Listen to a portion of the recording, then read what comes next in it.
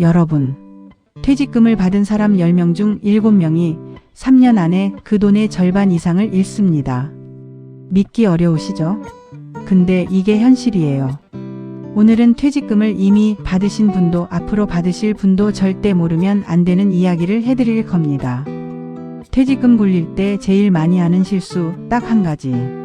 이거 모르고 투자하시면 진짜 후회하십니다. 제가 오늘 실제 사례까지 보여드리면서 끝까지 설명해 드릴 테니까 10분만 저한테 집중해 주세요. 자, 먼저 질문 하나 드릴게요. 퇴직금은 어떤 돈일까요? 열심히 일한 대가요. 맞습니다. 노후 자금이요. 맞습니다. 근데 핵심은 따로 있어요. 퇴직금은 잃으면 다시 모을 시간이 없는 돈입니다. 30대가 주식 투자해서 3천만 원을 잃으면요. 아프긴 하지만 다시 벌 수 있어요. 월급도 있고 시간도 있으니까요. 그런데 60대가 퇴직금 1억을 잃으면요. 그 돈 다시 만들 방법이 없습니다. 이게 퇴직금과 일반 투자금의 근본적인 차이입니다. 그래서 퇴직금은 얼마나 불리느냐보다 얼마나 잃지 않느냐가 훨씬 더 중요한 돈이에요. 이 마인드셋 하나를 갖고 있느냐 없느냐가 나중에 여러분의 노후를 완전히 갈라놓습니다. 그런데 현실은 어떨까요? 대부분의 분들이 퇴직금을 받는 순간 이 돈의 본질을 잊어버립니다. 왜냐면요. 사람은 눈앞에 큰 돈이 생기면 본능적으로 더 키우고 싶다는 욕심이 생기거든요. 그 욕심이 문제가 아닙니다. 문제는 그 욕심이 판단력을 흐리게 만든다는 거예요. 그리고 그 흐려진 판단력이 딱 하나의 실수로 이어집니다. 자, 이제 본론입니다. 퇴직금 굴릴 때 제일 많이 하는 실수 딱 한 가지. 바로 한 번에 몰아서 투자하는 것입니다. 생각보다 너무 단순하죠? 근데 이게 진짜입니다. 제가 왜 이걸 1위로 꼽았냐면요. 이 실수 하나가 다른 모든 실수를 만들어내는 뿌리이기 때문이에요. 퇴직금이 통장에 들어오는 순간 사람들 심리가 어떻게 되는지 아세요? 갑자기 조급해집니다. 이 돈 놀리면 안 되는데, 빨리 불려야 하는데, 친구가 어디가 좋다고 했는데, 유튜브에서 이게 대박이라고 했는데, 이 조급함이 평생 한 번도 안 하던 행동을 하게 만들어요. 한 종목의 전액 투자, 지인 추천 사업에 투자, 고수익 보장 상품에 가입. 그리고 이 조급함의 가장 큰 문제는 빠른 결정을 하게 만든다는 겁니다. 충분히 공부하고 검토하고 전문가와 상담할 시간 없이 일단 넣고 보자는 생각으로 움직이게 되는 거예요. 실제로 이런 사례가 있었어요. 30년 동안 공장에서 일하신 분이 퇴직금을 받고 지인 추천으로 주식 한 종목에 전부 넣었다가 6개월 만에 원금의 70%를 잃었습니다. 또 다른 사례. 전직 여교사분인데요. 퇴직 후 이제 내가 직접 관리해봐야지 하면서 부동산 관련 투자 상품에 퇴직금 전액을 넣었다. 지금 월 27만 원으로 생활하고 계세요. 그리고 또 한 분. 대기업에서 30년 넘게 일하신 분인데요.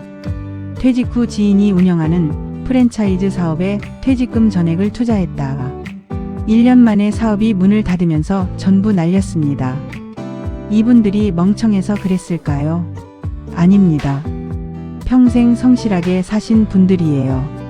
단지 목돈을 한 번에 다 넣었다는 실수 하나가 노후 전체를 바꿔버린 겁니다. 자, 감정 말고 숫자로 한번 볼게요. 예를 들어서 퇴직금 1억이 있다고 해봅시다. 이걸 1월에 전부 주식에 넣었어요.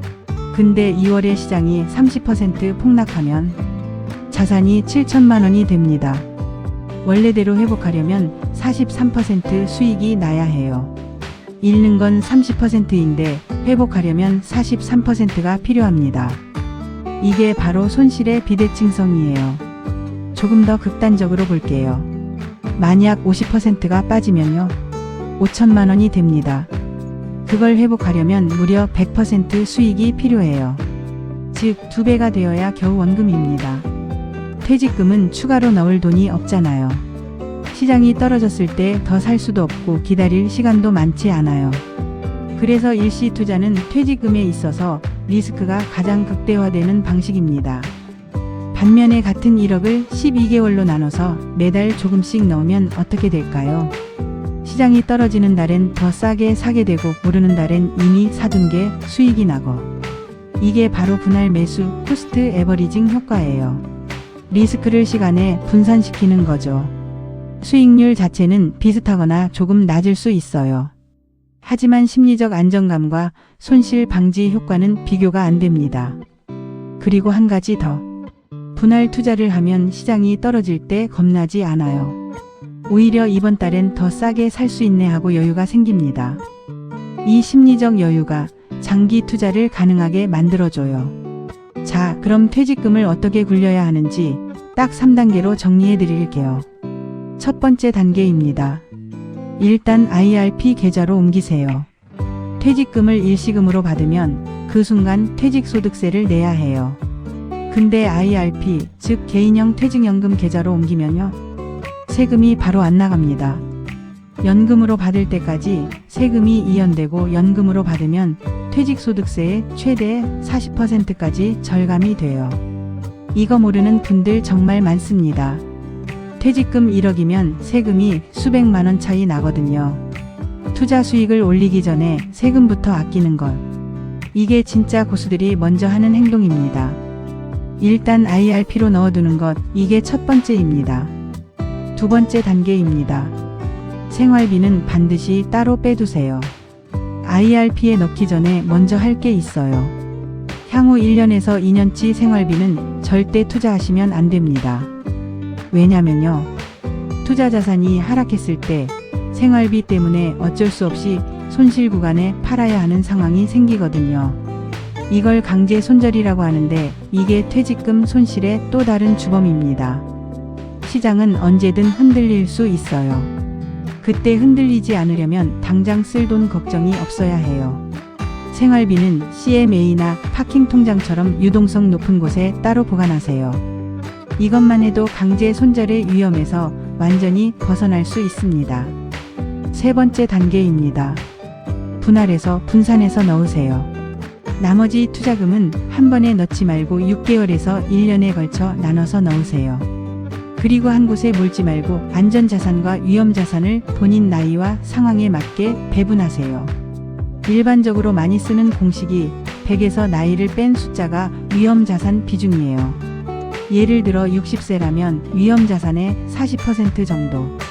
나머지 60%는 안전자산으로 유지하는 거죠.